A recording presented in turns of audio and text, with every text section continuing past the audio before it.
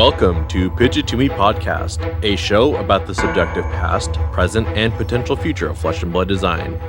Tuesday, in Fuzzy's garage. 3 will enter, only 1 will win. Today's episode is all about the fully revealed Heavy Hitters set. On Red Pitch, Fuzzy will coronate this deathmatch's biggest winners. On Yellow Pitch, Clark will discuss what's in Heavy Hitters and what's missing. And on Blue Pitch, Joel will referee our internal prediction contest.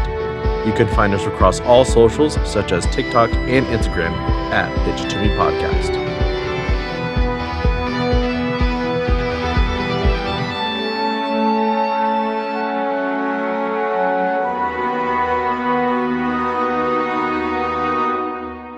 Hello everyone, in this episode we're talking about a set that features 3 different classes with 2 heroes each, hybrid cards connecting them all. It's an all-out brawl, very little magic if any, with a focus on 4 different tokens, one of which draws you cards, and it features some recurring characters and some new ones too. That's right guys, are you excited for Outsiders? Fuzzy, we're doing Heavy Hitters. Oh, are you excited about Heavy Hitters? Goddamn right I am!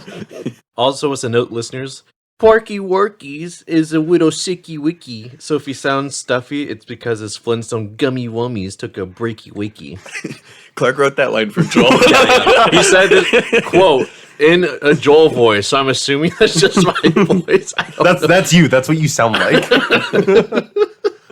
We also want to give a big congratulations to Brody Spurlock for winning the Celebrational and now being officially the most prolific custom card designer in Flesh and Blood. If there's one custom card that got its way into the main game, and it's his, that means he is the best one. It should have been me! So it is a sad day at Pitch It To Me Podcast Studios. Bro, it should have been us. Why didn't we turn in our resumes sooner? Someday, LSS is going to know who we are, and maybe something will happen from it. That would be the dream. I think I literally just want to send them a stack of floppy disks with our podcast on it. Floppy disk. Do you mean like taped to the outside of the floppy disk? No, like literally floppy disks with the data on it of our podcast. Just a big box full of floppy disks, like episode 1, episode 2, episode 3. I think they have email too. Nah. I do want to highlight one community creation that came up this week. There's this guy, Tyler Luce, who wanted to make a website for cube creators in Flesh and Blood, like custom draft environments, because Magic the Gathering already had similar websites like Cube Tutor and Cube Cobra. But as he was making this website, he realized that there's no cloud or repository of card data that he can use for his website. Like if you wanted to make a card website, you would need to populate your search engine or whatever with a database of cards. But because none existed, he decided to fucking make one. And so now all the websites, except for maybe FabDB that you see online, Fabrary, FabRec, they all use Tyler Luce's repository for card databases. So you can literally thank this one guy for creating the backbone for lots of community projects that you interface with regularly. And he finally released the actual website that you can use to create cubes online. So you can go to the fabcube.com and see public listings of cubes that already exist in the community. There's already at least 10 there at the time of recording, and you can add your own. So that feels like a big deal to me. I wanted to shout it out in our turn 0. Big deal to the podcast too, because we almost certainly want to get around to making a cube and putting it out there for everyone. It's been a passion of ours that we've been talking about for a long time. To summarize, he is him. He is he. That's pretty much it, right, Fuzzy? Yeah, this guy's really cool, and the prophesized project is like finally here. Before we get started with Red Pitch, we have a question for you guys. Heavy Hitters, we just got the entire set spoiled. We know every card in the set except for the Fable Gem. What do you guys think is the biggest winner of spoiler season? What hero do you think is going to be the newest top dog in the meta? Is Bravo going to have enough support that he's number 1? Is Dromai still going to reign supreme? Will there be some other newcomer? Maybe they got the right expansion slot card. Who's that? On the top rope. It's Dorinthia with a steel chair! +1 to steel chair attacks. Like, so who do you think is the biggest winner? We want to know. And to kick off that discussion, we're going to tell you all about who we think the biggest winners are in Red Pitch. So let us know if you agree. I'm going to start off by opening the discussion to some of the flashiest cards. what do we think are some of the strongest cards in the set? I'm going to start with some of the generics. I think the generic Majestics really define a lot of the power They coming are from this all set. gas too. I think I want to start with one that's really unique, and it might not be the strongest one, but it's probably the one I'm the most excited to play with, and that's Seduce Secrets. Yes. This is a 0-cost yellow. It's a generic instant. Anyone can run this, and it doesn't even cost you an action point. You get to look at target hero's hand and the top card of their deck, and if you play this from the arsenal, you draw a card. So when I see 0-cost cantrips in trading card games, I think reducing the deck size minimum. There's like in Yu-Gi-Oh! Upstart Goblin, it literally just draws you a card, but your opponent gains 1,000 life, which isn't that much. Fucking Yu-Gi-Oh! But people, you run it in order to just improve the consistency of your deck. You effectively are running one less card in your deck. And Seduce Secrets has a similar gameplay pattern. I always get excited for cards like those. Combo decks love to be able to just stick stuff in the bottom and draw through their deck. Flesh and Blood has some other ways to do that, but this card is basically free, and it gives you a little bit of extra information. And it turns a 5-card hand with an arsenal into a 5-card hand all in hand. So that could be 5 pitchable cards. And it really increases the flexibility of your next turn at the cost of a non-block that you have to wait in order to get to Arsenal. Yeah. The card that I'm going to shout out may be a little bit of a sleeper hit, but I wanted to put a little bit of focus on Concuss. It is a Guardian attack action card. It costs 3, has 6 power, 3 block. When this hits a hero, if it has power greater than its base, they discard a card.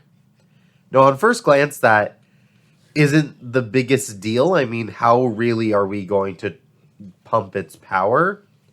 But there has been this, like, low-lying build for a while now of, like, being able to pump the power of your Guardian attacks and these auras that do it.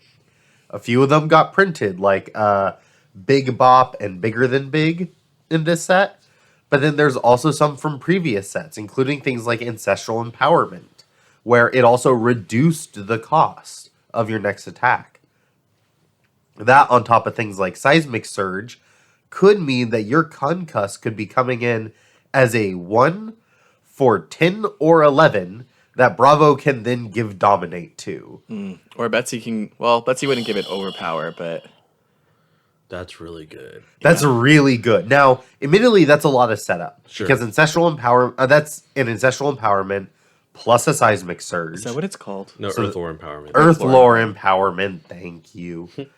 To give it 2 cost reductions to make it cost that 1. But then that's still a 2-card 11 Dominate discard card, a card on hit, right? Or also just don't forget, Pummel exists. Just throwing a Pummel on top of this means it is a 10 attack. The opponent has to discard 2 cards. Like, I think it's a real possible build out there. It's just going to be interesting to see if the Bravos and Betsy's and Victors of the world have that as their most optimal play pattern. I think it's certainly possibly the cheapest play pattern that Guardian has available to them, and I think that might be why it starts to get a little bit of buzz. Good pick, Clark. One card I'm really excited about is Commanding Performance, which is a Majestic. It's a 1-cost +3 buff to your next warrior attack. Pretty boilerplate so far. But it also comes with this effect that reads, until end of turn, your warrior attacks get, quote, when this is destroyed or defended by 1 or more attack action cards, destroy a card in the defending hero's arsenal, which is fucking bananas. Like the fact that we now have access to a CNC that doesn't like really disrupt our own game plan and synergies is pretty wild to me. It also says warrior attacks. So like, Bolton can use it with like his attack action cards and including Raiden. Dorinthia can use it as like a +3 buff and can be pretty impactful if like they have a defense reaction that they're waiting to use in their arsenal. Oh my goodness, I just read that it buffs your next warrior attack, but it gives all your warrior attacks that ability that destroys Arsenal. Yeah. So both Dorinthia swings, Olympia can use it. Or like everything that Bolton is doing, period. Yep. So I just got CNCs for days, baby. And the fact that it can be used off a tuning resource means that probably Axe warrior decks can use it. Like I feel like Decimator Great Axe plus this would be like really insane value. So I think it's just a really strong, versatile card, and it makes people have to respect what Warrior's doing instead of just like, okay, Dawnblade has 3 counters, maybe I should consider blocking now, you know? I think it's just going to be more of a proactive game plan that people have to adapt to against Warriors, which, again, feeds into our already wide selection of attack reactions, action cards, whatever. So just a really strong card. I'm excited to use it. If we're talking about like what are the most impactful cards in the set, I think I want to bring up an expansion slot card, and that's Ancestral Harmony. Yeah. Now, there's been a little bit of drama in the Pitch It To Me crew around this card. It is a blue, 0 cost, block 3. It's a ninja action. And if you're a ninja player, especially Katsu, you might already be thinking, ooh, that's a really good stat line, because you want your blues to be 0 cost so they can fuel your Kodachis. You want 0 costs in your deck so you can discard them to Katsu ability. And blocking 3 is always nice. It's even a non-attack block 3, which works well against like Bolton and all these warrior cards we're seeing now. I didn't even think about that until now. This is our second time recording this bit. I just thought of that extra new benefit. Wait. This card's broken! Joel was fine with this card until he realized it was a non-attack action. It says, your attacks with combo get +1 this turn, and you banish the top card of your deck. If it has combo, you may play it this turn. So when I read this, I'm like, okay, that's kind of like Art of War. Art of War is buffing all of our attacks by 1, not just combo, and Art of War lets us banish to draw another 2 cards. So this card's definitely not as good as Art of War. It might not even banish anything relevant off the top. It might just, mill you out. But the potential is definitely there. There are some really strong turns that can be enabled by this card. It technically doesn't like give you an extra card because you're playing a card to get a single one, but there's a lot of potential here. And when Art of War was really strong, it also like pitched for 1, pitched for 2, cost 1, and didn't block at all. This card is much more flexible than Art of War, and it's really hard for you to have a turn screwed over by drawing this card, whereas Art of War did have some really awkward turns. Yeah, that's one of the things that I found very frustrating when I first saw this card, is like, did Katsu really need another blue 0 cost 3 block that like has tremendous upside? And this card does have tremendous upside. The ceiling is obviously you rip a bonds off the top, and this one card is representing the 4 damage from bonds, and then the 4 damage from whatever you got with it. And because you got that bonds and the other card off of it, they're both combo cards. They're both getting +1. That's 10 points of value, not including any other combo cards you might be throwing on this turn. Like, that's insane value for a blue, and it's just crazy to think that Katsu can get a card that still gives that much fucking value. And it feels like, look, you made this a yellow, you made it block 2, and this card is way comfier and way better in my mind. But then I realized, wait, how many combo cards do you guys really have? How easy of a slot in is this? And most Katsu lists right now are 50-50 on combo cards. Mm-hmm. You have to run a bunch of starters, like Surging Strike or Head Jab, that don't have the word combo on them, so they won't get buffed by this card, and you wouldn't be able to play them if you banished off the top. And there are lots of non-combo cards that Ninja just really likes. Snatch comes to mind, E-Strike, Command and Conquer. We still have to run a lot of the time. So there's a lot that you can hit off the top that will do absolutely nothing. Yeah, so Whoopee cushions, if you will. Yeah. So if we want to see this be a blue card that gives like 6-7 points of value, which it can be, then I think we really need to see Katsu lists adapt for that, and that may cause issues in other ways for them. But it also might add some extra consistency, which Art of War did not have. Except for the fact that it was generally really strong. So this is going to kind of, I think, actually lower the ceiling of a lot of my turns if I was hypothetically running it instead of Art of War, but also raise my floor, which I'm excited for. Yeah. And then you're going to be in that top 8 match and pull your second red bonds for the turn, on top of the yellow bonds that you already played. Yeah, but Art of War can do that. Sure.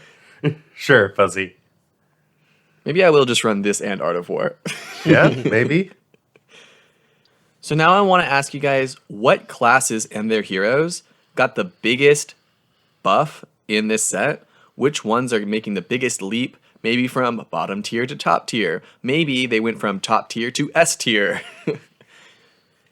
Well, I know my answer. What would that be, Clark?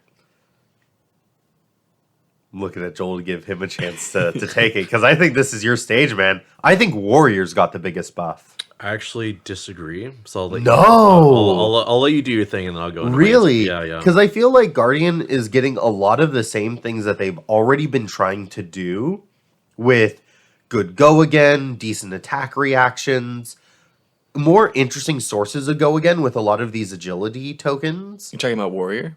Warrior, yeah. Okay. Did I say something else? You say Guardian. You started to contrast with fucking Guardian. shit. I thought you were contrasting with Guardian. That's what I thought too. Yeah, yeah. That's not what I was doing. I'm just all muddled up from my sicky wickiness.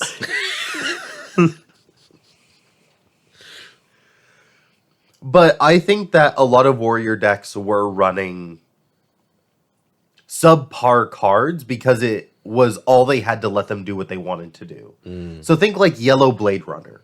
Now that gets replaced with the Shift the Tide of Battle, which is much stronger and gives you this on hit of creating an agility token, which means that you don't need to run as many sources of go again. By being able to chain sources of agility tokens together, you don't need to worry about running these subpar cards that were giving your attacks go again, or like having to run refraction bolters in your legs. These agility tokens do seem really legit in Warrior, which is typically doing like 2 or 3 attacks. You don't need lots of go again like a ninja. You just need like one source that you get to carry over to your next turn and not have to worry about it pretty much at all. You can just focus on pumping and powering up. That seems really solid in a lot of different Warrior playstyles. Yeah, and they still now have this ability, especially with agility tokens, that they can now still threaten 2 sword swings on a turn, even if they spend the turn blocking out, which is a lot of possible on hits, right? That is Dorinthia being able to get another +1 counter off of a 1-card hand because they have an agility token from the last turn. It doesn't matter that you took the tempo back.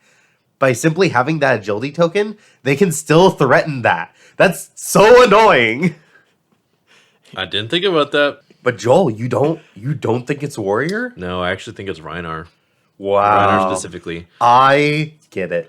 I'm so glad you're bringing up Brute. Tell me what you're thinking, Joel. So I'm thinking, like, if we look at the current Metascape, like, what's popular right now? Dromai and things that kill Dromai, right? Like, that's kind of like what's... Because we haven't had a large tournament since, like, Worlds outside of, like, a Battle Hardener Calling. And I think still, like, Dromai is still, like, the deck to beat. It's just really strong, really solid option to take to your next tournament. But Reinar does well both into Dromai, because the Intimidates make it hard to block with, like, the card she wants, or that she's okay blocking with, and, you know, wants to keep, like, specific dragons in hand, and she has more, like, 2 blocks and non-blocks, so his aggressive capabilities are going to be getting through more often. And being able to choose what you discard means his pop-off turns are going to be a lot more common. Like, you're going to think, wait, this guy's broken? He's not broke. He's just been more random than consistent in the past. And so being able to discard things like Beast Within on a whim, just going to be really strong. Now, I do want to know, they've only printed 3 cards with Beat Chest on them. Is that enough? Oh, sorry, 4. Is that enough? I think it will be, because not only are they optional, but you can double up on the Intimidate on some of them. Like, I think his... The Rawhide Rumble. Yeah, exactly. So things like that are still good into Bravo. Like, Guardian is still going to be plighted by Reinhardt's, like, disruptive capabilities with his Intimidates. And I think his consistency and more aggressive options, being able to generate agility tokens and might tokens at a reasonable pace, will give him better racing capabilities against Ninja. And I think his extra armor is going to be definitely a factor. And he still has access to Spoiled Skull, so a lot of the power turns from other heroes are going to have just, you know, a one-time, I'm going to fuck up your turn, and you might not have a turn at all. Oh, not Spoiled Skull. You're thinking of Scowling Fleshback. That is what I'm thinking about. Yes, thank you. But all those things speak to me in a way that none of the Guardians are going to be really good into Reinar. They might be okay into Dromai, but Reiner's going to beat Dromai. I think he's going to beat Teklevossen, and I think it's going to be a 50-50 race into like the ninja. Yeah. So So you think he's well positioned for the meta, and he's gotten the right tools to make him consistent, and that is what's going to allow him to start performing at tournaments. yes, that's my extra prediction. But yeah, because I do like the stuff that Warrior got. I just think from what I've been playing with, what I've been looking at, that plus like Arc Smash being able to deal with like the surplus of like mechanologist players, I think he just has a lot of really good tools. I think I agree with everything you're saying, Joel. While we're talking about Brute, though, and this is going to be an outside observer comment because I don't play a lot of Brute, but what I do hear is a lot of Brute players complaining about not having a lot of blue sixes, and just looking at like the raw power that Brute can output when they get the consistency of running more blues, a lot of their cards are expensive. A lot of their combo pieces can be really explosive. I'm really tempted to say that KO is well positioned to do a lot too. I think it's going to take some brewing to really see a really good KO deck pop up. Reinar is going to be an easier deck to make because we have the foundation of past brews and geniuses working together to build Brute decks. Whereas now KO is a new idea. We have this new math that we can do to put our decks together. I feel like there's got to be some crazy broken shit that KO can do. I have no idea what it is. Again, I'm an outside observer here. I don't have the big ideas, or that's all I have, rather. But I bet there's got to be some crazy stuff that KO can do specifically that opens up when you're able to run many more blues and yellows. You know, there's got to be some crazy stuff. No, I mean, there is. I did a very brief test of, the Berserker combo list, and against Talon on his Fatigue Riptide, I was presenting well over 30 plus damage on the turn off of a single Blood Rush. Like, it is very easy to do incredible amounts of damage. Yeah. He seems like the chosen one that Brutes have been whispering about for a while. They're like, blue sixes. And I think he's a false messiah. I think like he will be like slightly more consistent in that he has access to more blue sixes, but I think having one less weapon will hurt him. And no intimidate. And no intimidate, I think, is really the biggest thing. I know you're really big on intimidate for good reasons. Yeah. He can still do a little bit of it though. I can imagine him sideboarding in intimidate cards against like Guardian matchups or anybody who's planning on trying to block him out. Yeah. I think the only other class/hero that I want to shout out before we move on to Yellow Pitch, the person who got the biggest win, I think might be Prism. 100%. I'm not saying Prism is going to be top tier now, that she's going to jump to the top, but considering how low she was before, this one weapon, Luminaris Angel's Glow, just to recap, if there's a yellow card in your pitch zone, the first attack action card with Herald in its name each turn, and your first angel attack each turn gets Go Again. And that's a lot better than her old weapon, which was like you pay to give Go Again.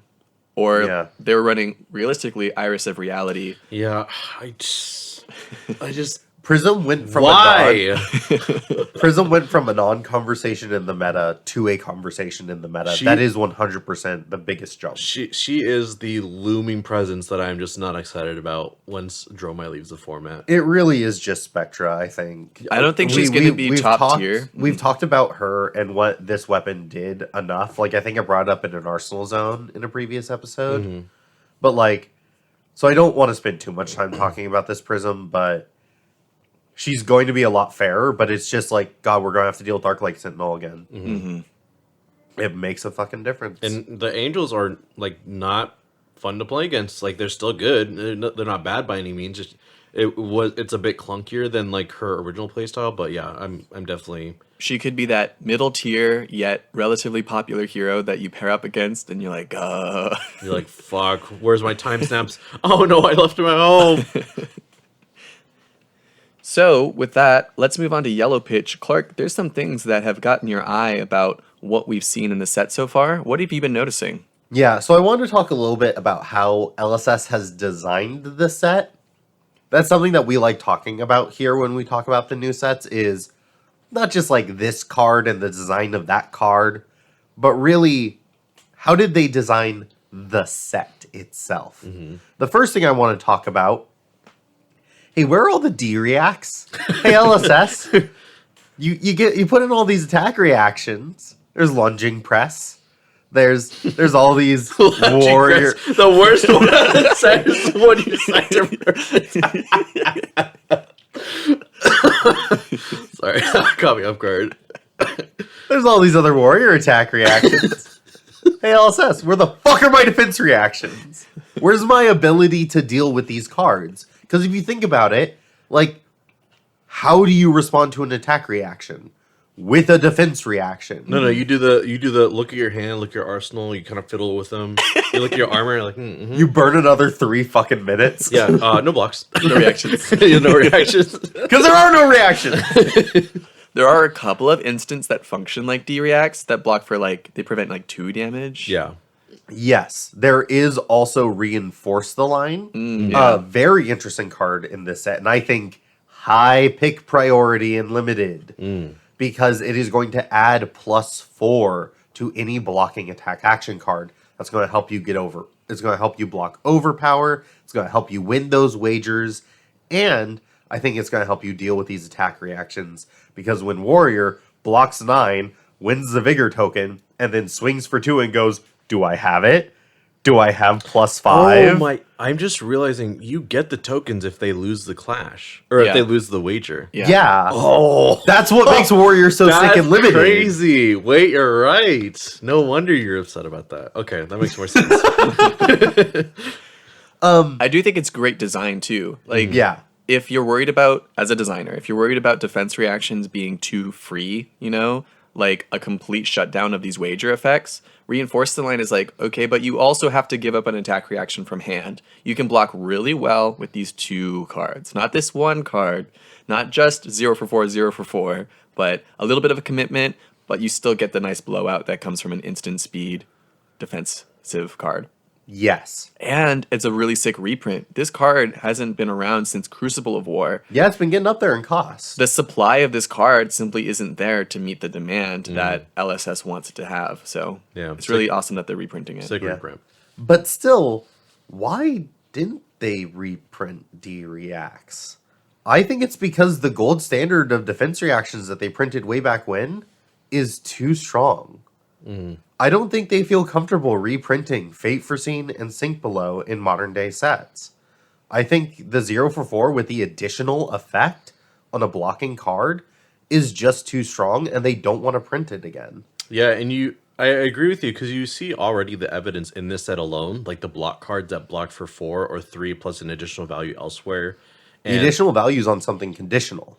that's what I'm saying. Yeah. Yeah. And the Reinforce the Line, obviously, because notably some of these wager cards, they block for 2. So the wager card plus Reinforce the Line gets it to like 3 block each, right? So it's kind of like getting around like the weak defensive values of these wager cards. But yeah, the lack of defense reactions really speaks to like even with the traps, right? None of those are They were all 3 blocks. blocks. Yeah. Yeah. And so you might be thinking, okay, well, they could just print a 0 cost defense reaction that blocks for 4, no effect, no card text, just a D-react. Do you really want to give another 0 for 4 defense reaction to some of these decks right now in constructed formats? I think in a format like Heavy Hitters that's so reliant on hits and wagers and attack reactions, I like to think they were testing cards like Sink Below and Fate Foreseen, and they realized that they were really strong. They're like auto first picks. Like they're always going to be the top card in every, other than like a Sick Majestic, they're the cards that you're going to want at the top of the draft. For sure. Sure, I just also think that they don't want to print more 0 for 4 defense reactions for Classic Constructed. I definitely agree with that. The next thing I want to talk about is Brew. Hey, why did Brute not get as many cards as everybody else? Wait, did they not? No. A lot of them are reprints. So many of them are reprints. They have received, in terms of like commons and rares that are red, yellow, blue, they got 4. And that's not including Beast Mode, which we've only seen in one color before from the Or pack Troy call. Reinar. Or pack call that we only saw in one color. Oh, okay. I think we were counting Pack Call. Oh. No, I was not. What were you counting? 1, 2, The 3, 4 beat chest cards. Bonebreaker Bellow. Oh, you're counting new cards. Yeah. I was backwards, sorry. That's what I was saying. They only received like 4 new cards. Outside of the Majestics, they have only received Bonebreaker Bellow, Pound Town, Assault and Battery, Rawhide Rumble. Yeah. Why did they get so few? There's also the hybrid cards, but yeah. There are hybrid cards, yes. Compared to the other classes that got far fewer reprints, Brute had like the smallest expansion of card pool in this set, basically. Yeah. Now, the cards that we did get is a good direction. We talked about how much we like Beat Chest and Beaten Chest as the ability of, oh, I don't have to discard to get the value, or I can choose to discard to get the value off of my one card. It allows for good 3-card hands, but it also allows you to scale up better with less randomness on 4-card and 5-card hands, which I think is very good for Brute, especially Rhinar, but just Brute in general. So, it's healthy. I like it. It's a good direction. Why didn't we get more of it? I don't think we have an answer. I think like I'd be really interested to see what LSS says about it if they do in the future. Yeah, because we've already talked about how both the Guardians are very siloed of their design, so they almost necessitated like new cards for each of them to support. Very much agree. Same with Kasai and Olympia. Like I know you've Clark, you criticized that Warrior isn't doing anything new this set, and I would disagree because there's like a better synergy with like one-handed weapons in this set that we didn't previously get, and more indiscriminate warrior buffs like warrior attacks and not like one hand or two hand things like that. But yeah, I'm noticing now that Brute got a lot of reprints, and I think that's because they aren't doing anything interesting enough. But we have with the cards that we're getting a lot of really good consistency tools. I think the Majestics are really strong. We didn't really get like a Blood Rush Bellow card level either. Like we just mostly got like supportive cards that like can be slotted in, but I think I mean, I think Sin Packing is an incredible majestic. An incredible majestic. That Brute got. Yeah, we didn't get some massive power card to like pivot our turns around. Right. Sure. Like this feels like stimulus package 1 of 2 for how they fix Brute, you know? It feels like a supplemental set for Brute. Yeah. More so than a proper brand new draftable set for Brute. I agree with that actually. Yeah. Now, I think Copium Savage Land set. You think they're saving up? I think they're saving up. Yeah. I think they are going to bring in some real brand new stuff and really shift things up with Brute. I know that in my predictions I was saying I think Brute's going to have this thing with Clash going on. Because I saw a really nice randomness and a good synergy with their draw discard cards, which is still a little present, right? Yeah, KO wins clashes very nicely, etc., etc. But still, it's not as much as I would like. Yeah, there's definitely more they could have done with Brute. I like the direction they're going with. I think Rhinar was already like pretty like had really strong like bones to his lists. So the push that we're getting here, even though it's small, looks like it's going to be pretty strong in this meta. Yeah. This is also asymmetrical. And I point this out because, like, I think there's a big expectation on these in every card game. I think there's an expectation for companies to be very symmetrical with what they dole out. And in a lot of ways, this set is very symmetrical, right? Every single hero got a majestic specialization, and every single hero got a headpiece specialization. But every single class got 2 brand new heroes except Brute. Brute got a Rhinar reprint. And every single class got a bunch of new cards except Brute. Brute got a bunch of reprints. Why is it suddenly asymmetrical all of a sudden? I think that hurt my predictions, and I am just protecting myself for when I really feel like I'm gonna lose when Blue Pitch rolls around, because I was expecting a lot more symmetry in how they handled things, and I think LSS has demonstrated that they don't really care about that too much. I think this game is really unique because it doesn't give support symmetrically. Magic the Gathering, Hearthstone, Legends of Runeterra are all games just off the top of my head where like when they print stuff, they print for every class or color in the game, and this game just doesn't do that, and it sort of opens them up to be a lot more flexible with how they do their sets. It feels like LSS just kind of does what they want, what they think is best, and that can be under a variety of different lenses. Maybe they're doing what's best for Limited when they make certain card choices. Maybe with other card choices, those cards are meant for Classic Constructed. it's really hard to tell what's going on in LSS's head a lot of the time, but there is an element of trust that you just kind of have for the company. And we're kind of in it this deep. They've kind of like built together this really big community based on the good product they've been able to put out so far. And we just kind of have to trust them.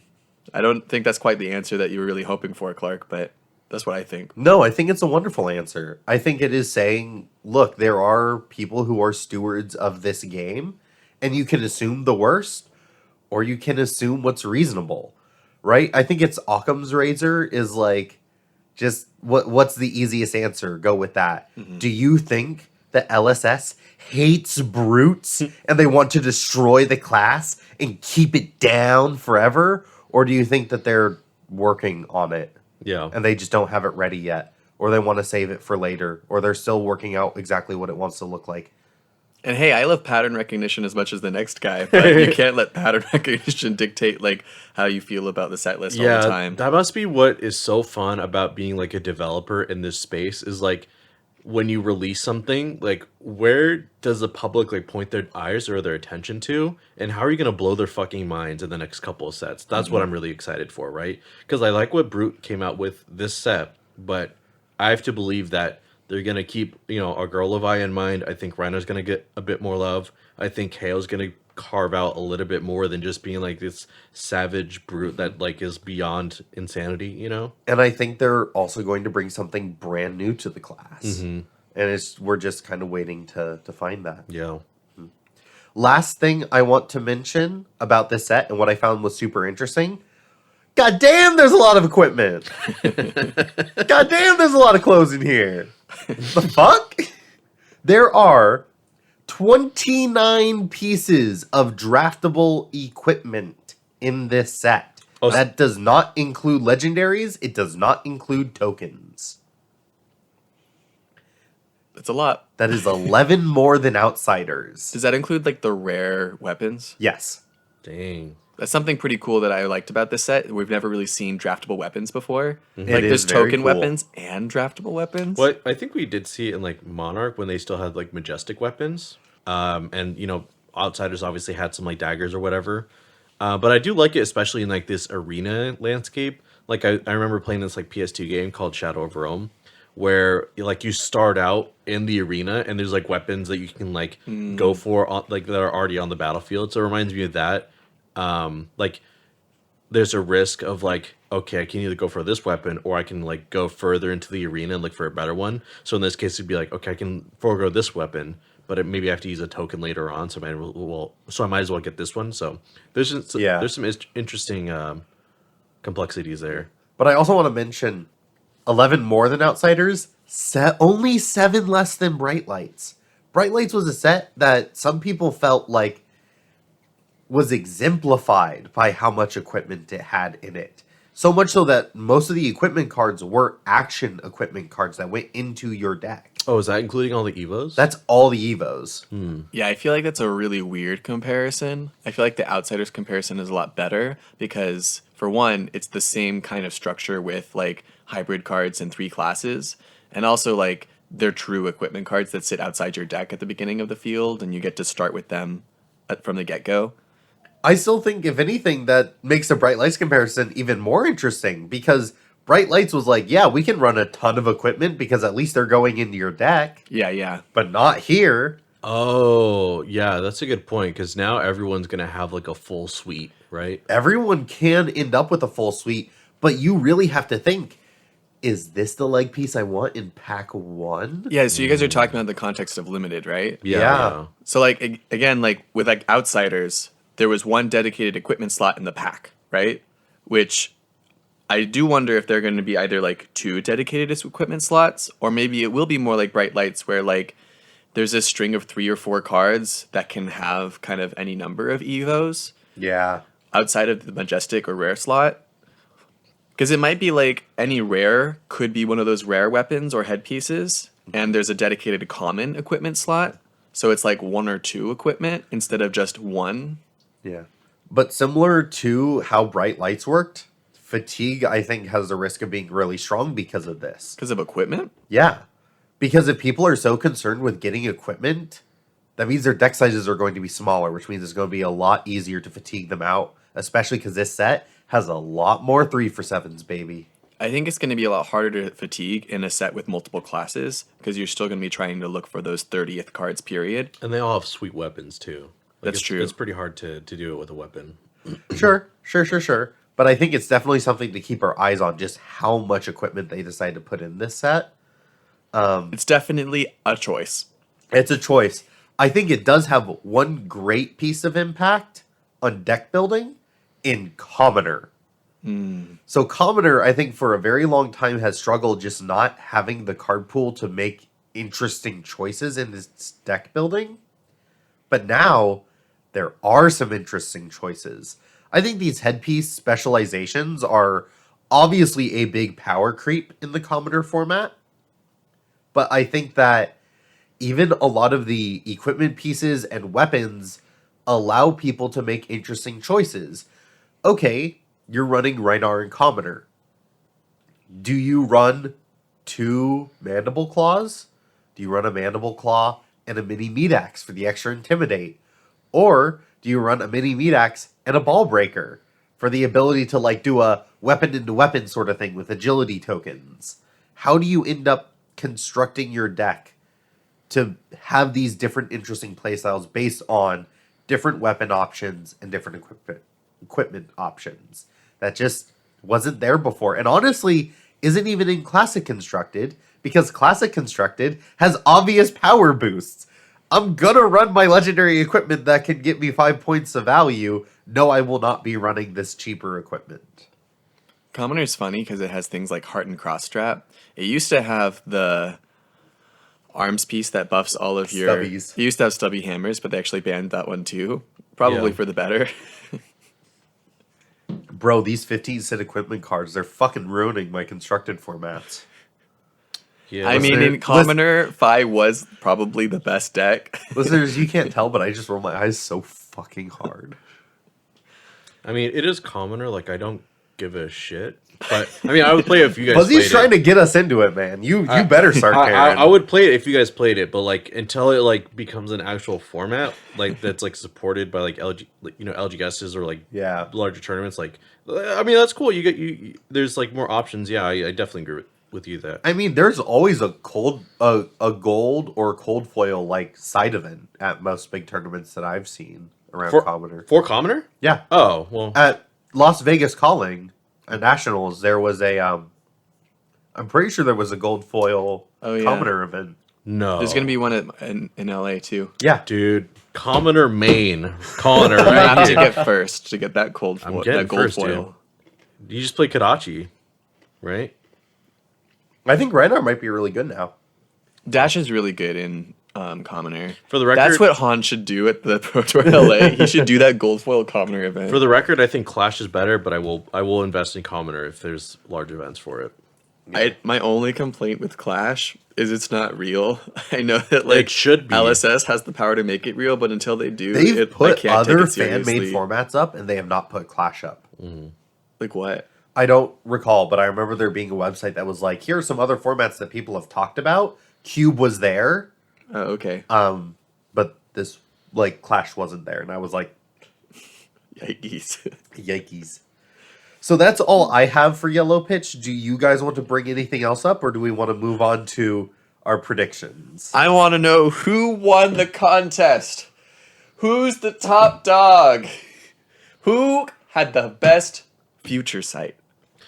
Alrighty, folks. Now to Blue Pitch. I won't say meat and potatoes. I've used that already. The main event of this episode is going back to our first episode that we did on Heavy Hitters, which is where we each pose some predictions of what we think might be in the set, as well as talking about what was already spoiled. Joel predicted that KO, Valda, and Kasai are coming back. That was so close. Yeah. So close. We did these predictions after knowing Kasai was in the game and no other heroes. So we wouldn't want to give you a point for Kasai. Well, actually, this one I made before any of the heroes were revealed. Yeah, but we recorded it after Kasai. I have a timestamp. I screenshotted it for this purpose, this exact moment. I'm fighting for my full point. You will get a half point. Because you did You're wrong predict about KO. Valda. Yeah, Baldo's not there, but you did predict KO, so I definitely want to give you at least a half point. All right. Baldo would have been sick. She would have had so many seismic surge She tokens. would have been sick. Yep. Okay, so half a point there. Fuzzy predicted that there's going to be 6 full brand new heroes. Rhino reprint. Rip. All right, next one for Clark is we're going to have 3 young hero reprints. No. This was very similar to your KO Valda Kasai, and I thought that it was going to follow the Outsiders logic of having like 3 young only and then 3 young and adult sort of setup. Right. There was one, though. Next up, I predicted that, or Joel predicted that Rhino reprint will have the same text. Bro, what a crazy fucking call out that just fit. I'm just like that. Joel was on it there. That's a point for me. 1.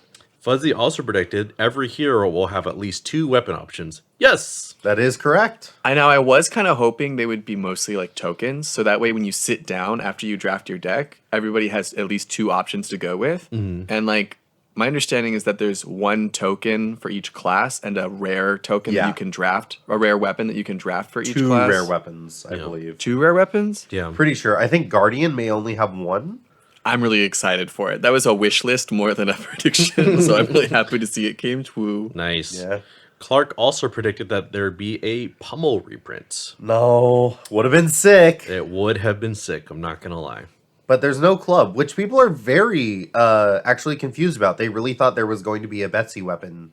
And also, notably, hey, Guardian is missing that 3rd weapon that the other 2 classes have. Talking about that weird asymmetry that just will happen sometimes. Maybe. Joel also predicted that Guardian with gold will have a gold token synergy. Yeah, beautiful, man. And that Victor was definitely ended up does. being Victor. Did you mean like one specific Guardian? Or like both Guardians? He meant that there would be a Guardian. Yeah, because I figured that another one would be like Clash or something like that, but at least one with gold. I mean, this one was literally Clash and Gold. Yep, that's true. Fuzzy also predicted that Guardian will be focused on Wager. Yeah. That ended up being true. Yeah, Betsy is like very much like living and breathing the Wager. I'd kind of argue that depending on what I meant at the time, Olympia is a counterexample of being a Wager-based hero that's not Guardian. But there definitely is like, and probably more Wager in Guardian than any of the other 3 classes subjectively. I would say Guardian and Warrior, it's definitely the most intense for them. Yeah. Clark also predicted that there's going to be an Earthlore bounty reprint. There is No, not. again, would have been really cool, especially with all the gold token and draw synergy that seems to be in this set, but Joel also predicted that there'd be a new non-discard mechanic for Brutes. That did not happen. Like a keyworded one? No. Yeah, not really. Fuzzy also predicted that Brutes will no longer be focused on 6-powered attacks. I thought it would have been really cool for them to just totally divulge in like a limited environment sense, but that didn't really happen. Like if they went with like more weapon focus, that would have been cool. Moving forward, Clark also predicted that there would be hybrid weapons. yeah, didn't give us hybrid weapons, even though I think that would have been incredibly cool for this. Yeah.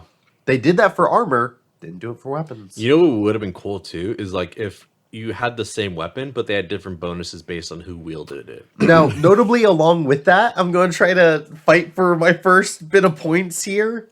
I did mention different builds based on weapons. But like, what did you mean by that? I was gonna ask you. Yeah. I did mean that you would try to draft different cards based on what weapon you had. Or what hero you were planning on going.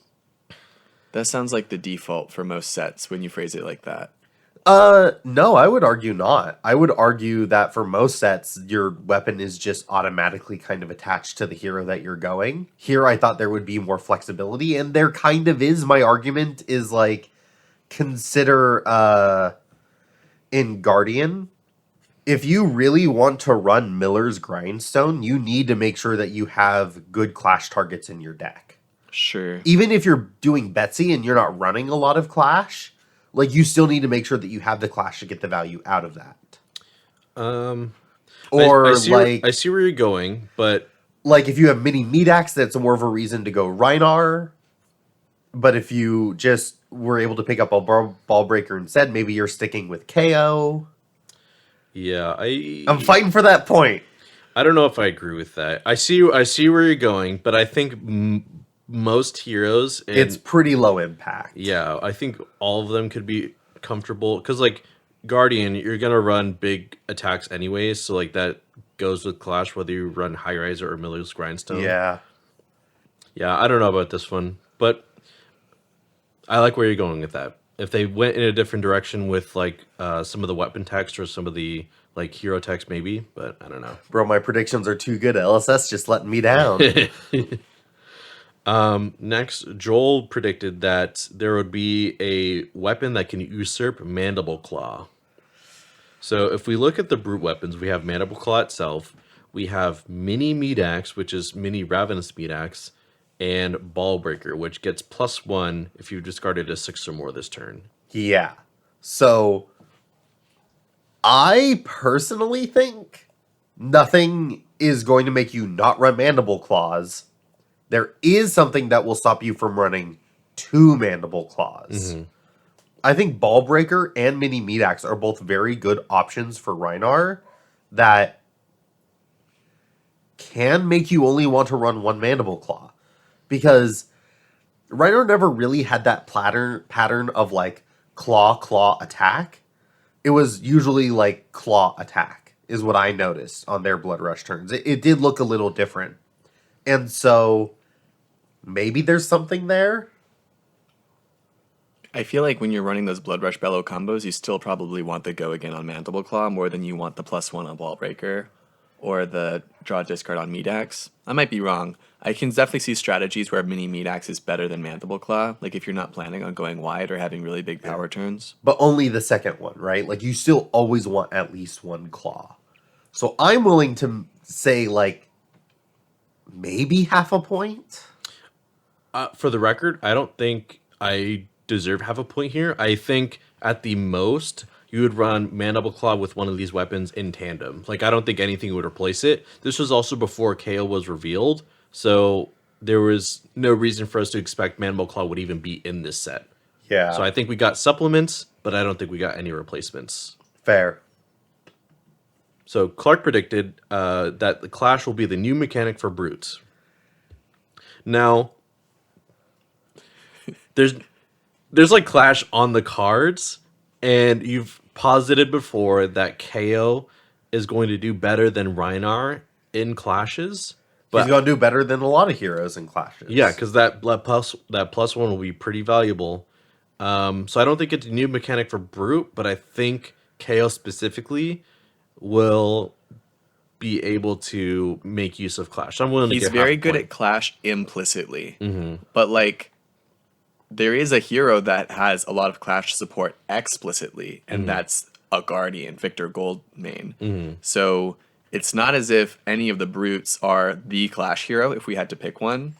That definitely wasn't what I was saying. I was saying that Clash was going to be a new mechanic for Brute to play with in the way that Discard and Intimidate was. Which And I'm not really seeing that. Which it isn't. Half a point, though. I would be willing to do half a point strictly because the way that Clash works, it seems like Guardian will probably win every Clash, if not for KO having the ability to buff up his attacks by 1 that can maybe push over some of these Guardian base If you attacks. actually look at most of the Guardian attacks, only the tower cards are rares that will beat KO in Clashes. Otherwise, his 3-for-7s will actually beat every other Guardian 3-for-7 that exists. Right, and that's why I'm willing to give half a point. What do you say, Fuzzy? I think in practice and constructed, KO is going to be running a lot of 5s that become 6s. I think like all these blues that KO is trying to run in order to make his deck work, to take advantage of his hero ability, he's basically going to run cards that are 1 In less power than constructed normal. or in limited? I think kind of both. I think in limited, KO is going to pick up a lot of those 5-cost, 5-attack blues because he can use them better than Rhinar. And then you're going to use those as your payoff for running KO instead. And you're going to have lower power cards that are then compensated by his hero ability, but not like more so necessarily than others. Yeah, but he might have some reds and yellows that get that extra buff too, just strictly out of the draft environment. I mean, his red 2-for-6s are actually going to be 7 power when revealed in a Clash. If you compare that to like the Concusses and the various other Guardians, or even the wage cards, right? Like his wage card is always going to win over someone else's. Because also Guardian will have the same amount of blue 5s because they want to run these like big resource cards. I would give you maybe a quarter point. I just don't feel like the Quarter? We don't do quarter points here. I'll leave it to you, Fuzzy. Yes or no? Oh no. Really? Wow. Tough crowd. All right. I just don't really see it. I don't really see like that they wanted Clash to be something that Brute or KO was good If at. I start winning a bunch of clashes against you in our pre-releases and drafts, I'm gonna come back to this baby. Okay. I'm gonna fucking make a tweet about this That's shit. fair. That's fair. Joel predicted that there will be no new blue 6s. That was correct. Yeah, I don't think there were any. Yeah, you had Except- your finger on the pulse of LSS there. It's funny because like KO has so many informal blue 6s. Yeah, but I knew there were gonna be like some way to finagle around not printing 6 Yeah. with blue color strip. You I were knew that like- was gonna happen, but I was like, there's gonna be no new blue 6 cards. That's what Yeah. I was specifically saying. Well, that was correct. That was correct. There you go. 1 point for Joel. Yes. Okay. Fuzzy also said, moving forward, Clark predicted that new weapons that change Guardian and Warrior play patterns. And in parentheses, no, why would they? LMAO. No, because why would they, Lamal? Why would they ever change the way that a class is supposed to play based off of the weapon? Why would they ever make warriors or fighters, the classic martial stereotype, the whole point of their fantasy being that they could do any fighting fantasy Well, hold that on. exists. Why would we give them anything other than one-handed weapons? Well, hold on. Okay. I know what you wanted was like a really cool spear that does something different. But like I would argue Parry Blade is a very different gameplay pattern than any other. You're warrior giving me a point here? No, I actually agree with him because I was thinking of like you could run like Bastion of Unity and this Parry Blade to like have this like fatigue warrior deck because it's like an extra 2 block. It's you know? literally the first time we've ever seen a weapon that blocks, and it allows Warrior to play a new playstyle that we haven't never seen before, which is full out block fatigue Warrior. I'm actually tempted to give you half a point here too. Yeah. Take it or leave it. He's holding his hands up. All right. Clark is now a half point on the board. Fucking go. I also Okay. Listen, Miller's Grindstone being able to play literally Mill Guardian. I know Oldhim was kind of like Fatigue Guardian, but it feels different to me. Like Miller's Grindstone having a weapon that will erode over time, but like also when it hits, you have a chance to just burn cards off the top of your deck. That is a new gameplay pattern that we haven't really seen in Guardian before. I feel like that would also deserve its own half a point at least. Like, what were like? I know you were expecting like a spear. Like, So does that mean full point? I feel like I'm willing to give you a full point for this one. I'd be leaning towards Really? somewhere between half and full, and I'm kind of willing to round up. I was saying half, but I could actually see a full point. Not gonna lie. Just go to the Yeah, next go one. on to your for next yourself. one. Okay. Next, I predicted that a generic reveal to create an agility token would be created, meaning like there'd be a way to create agility tokens as a generic card, and I don't think there is. No, you had mentioned something like a Flight of the Featherwalkers. Oh yes, that's what it was. Yeah, you're So right. like you would reveal something to make an agility token. like as an additional cost. Yeah, but there's nothing like that. Yeah, so that's an easy no. Fuzzy then went on to predict that there would be a Snatch reprint. No snatch reprint. Again, on my wish list. Didn't quite happen. Yeah. Swing and a miss. Yep. It's a good one, though. Clark then predicted that a blue 6 Guardian / Brute card would be created. Did not happen. No, I was saying there would be like a nice majestic one. They would just add 3 more to the pool. It would be a very niche use case. Maybe even like hard for KO to play with. It didn't end up happening. Yeah.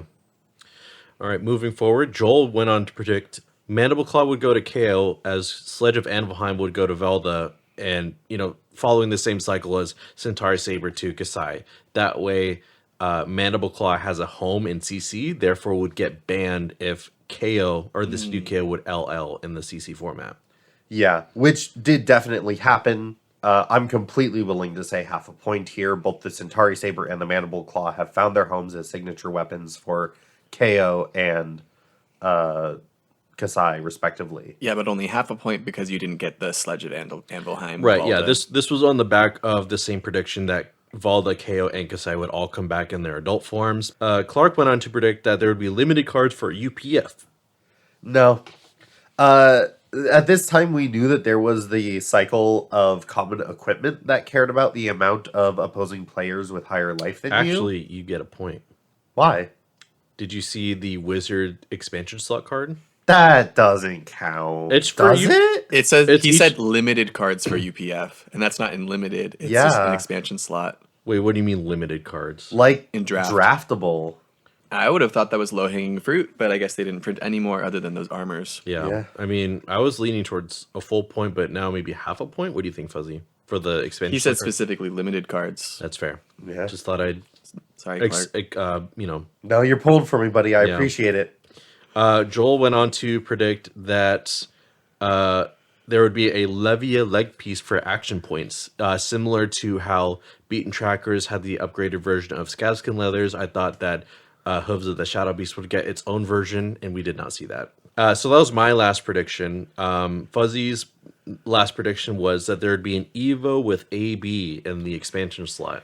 And thank fucking God he was wrong. Yeah. They printed an Evo, though. They did They did print an print an Evo. Evo. It And it's looks- blue, which is the kind of colors you would want if you were going up against a wizard. Looks really weird too. I don't know what. I think it's cool. It lets them like steal a boom grenade or a, Oh, yeah, it's like or a hyperdriver. Specifically against other mechs. Yeah, Yeah. It's kind of it's cute. cool. Or even like a gold. I don't know if it works on tokens. I or think not. it's There's been some Cost debate. 0 or 1 item. Yeah. Yeah, so there's been some debate on like, do tokens cost 0 in the way that they do in like Magic the Gathering or not? Yeah. Like, I'm sure They the don't. rules. Oh, They don't have a cost property at all. damn, that sucks. Well, epots then. Yeah. Clark. So do I get a half point because there's an Evo? It just doesn't have Arcane Barrier? No. Wow. You said Evo with AB. That's half. Have you gotten any points yet? Yeah, you have. I have 1 point. Yeah, I don't feel that much sympathy for you then. I'm not winning, but I just think it's weird that like they didn't have to print any mech support at all. They didn't have to print any Evos. We Yeah. just had an Evo set, and they printed an Evo in the following set. I feel like This that actually sounds familiar of a conversation. What do you think? Half point? I mean, he did fuck you royally on that other He did one. fuck me royally on that other one, but do I want to do the thing where like I set that standard where we're like tit for tatting each Yeah, other? yeah. I just honestly Or- think You taking that the high road here, Clark? God, if I go high, is he gonna go low again? oh my god! Don't give me the point then. I just feel like I predicted an Evo in the You're- expansion slot. I just thought it would do something else. No, your like I I did listened think it was to the to- episode. You were Yeah. like, it will have AB. Like specifically, it will fix Teklovasin's KO Yeah, it was problem. because I felt like Teklevosen had a big hole in his playstyle, and like if they printed like an Evo with AB, it means he could equip something against Kano. Now I am going to do this though, Joel. I'm going to turn Fuzzy's logic on himself. Quarter point. Are you okay with quarter We don't point? give quarter points. All right. Who won, Fuzzy? He was keeping track this whole time. Yeah, Joel blew us out of the water. Joel had 4 points, and Fuzzy and Clark each had 1 point. Yeah, buddy. This was your set. You were the chosen and one. that's minus the low hanging fruit one, right? Yeah, yeah. yeah, you Dang, still dude. dominated. Sheesh. Yeah. I think we still all made some fairly decent predictions. Yeah. I love whenever we do this. Yeah. No, it's great. This is a lot of fun. Well, that's pretty much it for Blue Pitch. I just wanted to go over all of the predictions, and now we can move on to our Arsenal Zone. Arsenal Zone.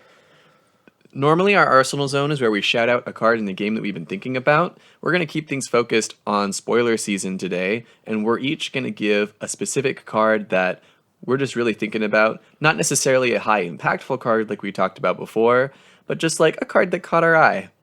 Who would like to go first? I'll start. So for my card, I want to shout out performance bonus. One, everybody loves our girl on the front here. Muscle Mommies for life. Yeah. I still maintain that I think she's a drag queen, which slays in its own way. 0 cost, 3 attack, 2 block. When played from Arsenal, it gains go again. When it hits, you get to create a gold token.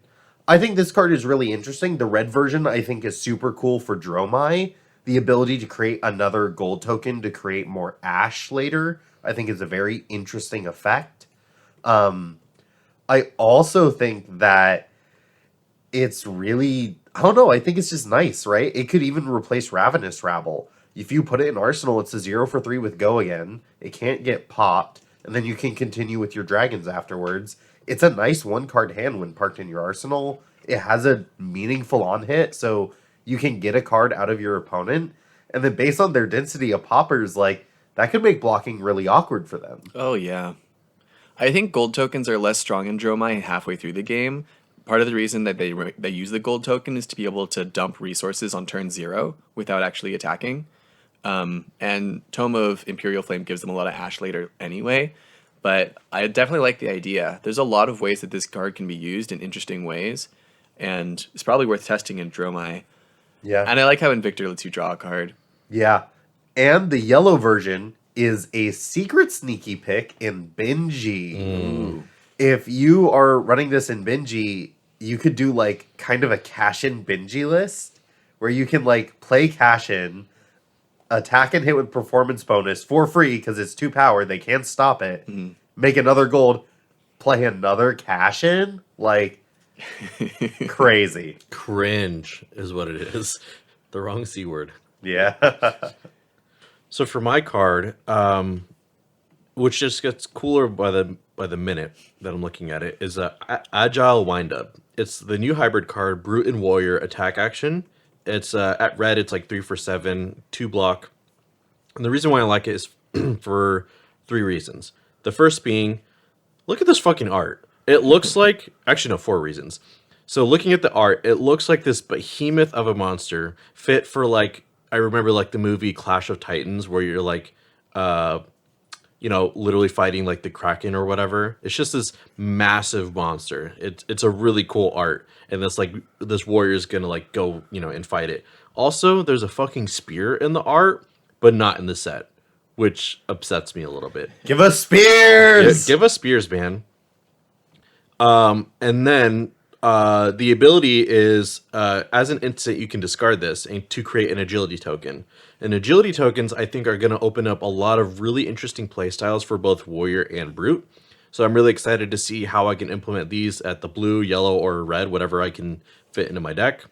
And then the last piece, which I noticed while I was picking my Arsenal card, is if you look on the right and left sides of the border, on the right side is like this refined steel of a warrior, and on the left is like this cragged rock, and it's like held up to what looks like tape or something like that to simplify, the hybrid aspect of the card. So all in all, it's just a really aesthetically pleasing card to me, and with a lot of like really good functionality to it. So that's my card. Tight. Oh, and it's popper. I think I want to shout out Slap Happy.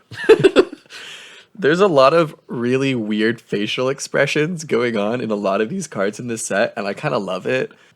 All the wacky characters that are living in this deathmatch arena kind of having like really unhinged personalities, probably because they're constantly brawling with each other and injuring themselves, and their brains probably literally aren't attached correctly anymore. What's that thing that football players get where they've had so many concussions that like their brains are irrevocably damaged? Yeah, brain damage? damage. That's what these guys have. No, there's a specific like whatever.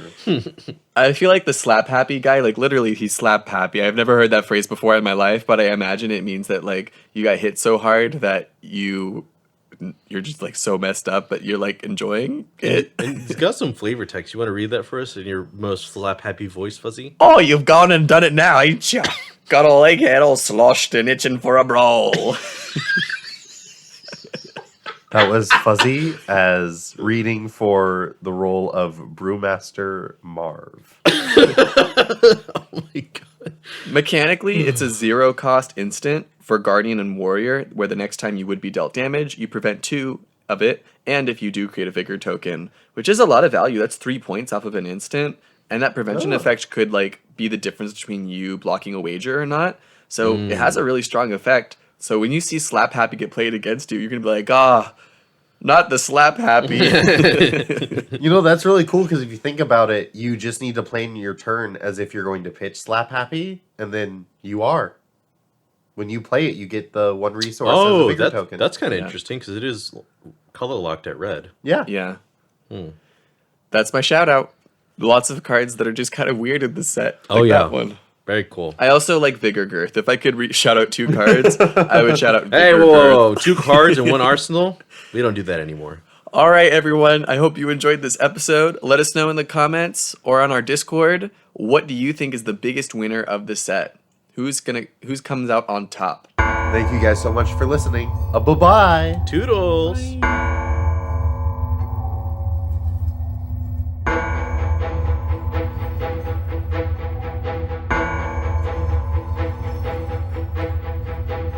Pitch It To Me podcast is hosted by Fuzzy Delp, Clark Moore, and Joel Recinos. Our executive producer is Talon Stradley. Music by Dillon Hulse.